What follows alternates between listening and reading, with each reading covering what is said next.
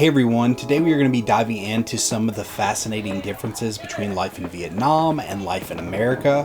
Whether you're planning a trip, thinking about moving, or just curious, these insights will give you a glimpse into the life of both countries. Hello, I am Matt. Nice to meet you, and if you've seen my videos before, well then welcome back. Having lived and traveled extensively in both Vietnam and America, and also being married to my Vietnamese wife coming up on 10 years, I've noticed some really interesting contrasts that can be quite surprising, from transportation to food culture. Let's explore what makes these two places so unique and fascinating in their own respects. The first shocking difference when you come to Vietnam is definitely a good one, and that is the major difference in cost of living. Vietnam generally has a lower cost of living with cheaper housing, food, transportation, and even healthcare. You can live comfortably on a much smaller budget, and depending on where you are staying, the infrastructure can be quite good as well. And I've even seen it improve significantly over the years. In America, the cost of living can be way higher, especially in major cities. And I know that every time I come back to America, the first stop at the grocery store kind of hurts the soul a bit. So like and subscribe and help me pay for groceries. Now moving on, the second difference you will see and feel is the difference in social distancing. In Vietnam, people are very friendly and social interactions can be quite close. It is very common to see friends holding hands or walking arm in arm in a way that, well, we would usually reserve for maybe more of a romantic relationship. Funny enough though, public displays of emotion between couples is more frowned upon, but among friends and family, it's very acceptable. It is very common for my brother and father-in-law to come put their arms around me while we're talking, something that is definitely not as common in America. Now, quick disclaimer, when I talk about the social differences, I have to say that obviously no one is a monolith. Nobody is all the same. So there's going to be differences between cultures within America. There's going to be differences within cultures in Vietnam. So I'm just kind of generalizing and going off of my personal experiences. So disclaimer over. But either way, if you're traveling to Vietnam, be prepared to stand a little closer to strangers. Speaking of being more densely compact, the next huge difference between America and Vietnam is that driving, for a lack of a better word, is absolutely terrifying. Every driving law in Vietnam feels more like a guideline, and the only real rule of the road that I've seen is if you're on a motorbike and a car is passing you, you better get out of the way. Vietnam, the streets are filled with motorbikes, and it's like a sea of two-wheelers. You'll see everything from entire families on a single bike to deliveries stacked high with goods. The traffic may look chaotic to an outsider, but at least I hope there's some unspoken rhythm to it. And on the flip side, America is all about cars, wide roads, organized traffic, and everyone has their own vehicle. And it can get a little crazy as well, depending on which state that you're traveling in and how congested it is. But it is still a stark contrast that can be quite shocking if you're not used to it. But just try to breathe and go with the flow, and remember you are in a different country having new experiences, and sometimes that comes along with just a bit of risk. So yeah, enjoy. Another difference you will find in Vietnam is the family structure. In Vietnam, it's common for extended families to live together or close by.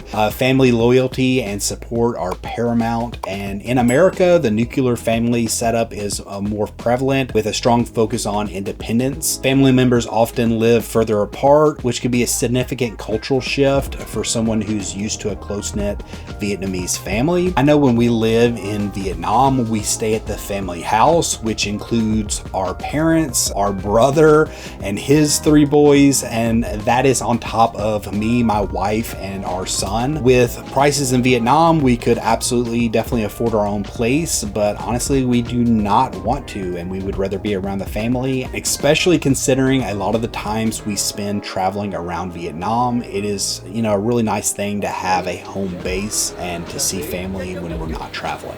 and that is what is expected as well. The next big difference that you will see in Vietnam is the food culture. Vietnam is a street food paradise, and it's common to eat on small plastic stools by the roadside. All of the meals are often shared with everyone, and you take what you want from larger dishes in the center of the table back to your plate or bowl of rice, more likely. It's not as much like America where everyone orders their own dish. Saying that doesn't happen at all, and sometimes it happens with me because I'm quite a bit bigger appetite, if you can't tell, but it's not as common in Vietnam, especially among home-cooked meals, families, and larger gatherings like birthdays. Is really a nice communal experience and makes everyone feel like they are a part of the table. While we are on food, let's talk about the next difference, and that is the incredible Vietnamese cuisine. It is all about fresh, flavorful dishes featuring, of course, rice, noodles, herbs, popular dishes like pho, banh mi, and spring rolls, or cha, depending on how you say it. And it's, well, that's technically like a different. Cha is more like an egg roll, but anyways. Great story, compelling and rich. And it's not just the taste, but it's the presentation that almost all restaurants try to deliver to you. Freshness is so much a part of the experience that sometimes there's a bit of hesitancy if you actually ask to take some of your leftovers home. Of course, you can do that, and it has become much more popular post-COVID, but still fresh is the way to go. I will say a plus to America for on the other side is that the cuisine is incredibly diverse, reflecting America's multicultural population. So you have burgers from Germany and pizza from Italy and barbecue from Memphis? I'm not exactly sure. That being said, it can lead to a physique like mine. Also, the size portions in America are often a surprise for people visiting from Vietnam. I know I always personally lose weight while in Vietnam, which is a good thing, and maybe I should travel back soon. The seventh big difference is work culture and work-life balance. In Vietnam, people work a lot, but a lot of times it's out of the house and more entrepreneurial, and it keeps people around their families, working as a family unit. In America, most people have their 9 to 5, and it takes them away from their home with, traffic there, traffic back, and they wind up spending a lot of their time of their life away from their family and their loved ones and the people they'd rather be around. The American way, of course, has its pros as well. For example, some people don't like the idea of having their work at home. They'd rather leave their work at work and have their life at home. And so I can understand that perspective as well. But one of the interesting things that I have seen in Vietnam is that if there's a party on a random time of the week, it could be like 1 o'clock during the day on a Thursday, that can be a full party. For whatever reason, people are just their own boss. They'll shut things down because they have an event to go to. So it's very interesting. I'm not saying that everybody has those luxuries in Vietnam, but from my experience, that's what I've seen. But tell me what you think. Which style of work would you personally prefer? If you've liked this video, be sure to give it a thumbs up. Maybe consider subscribing, do all this stuff. And until next time, peace.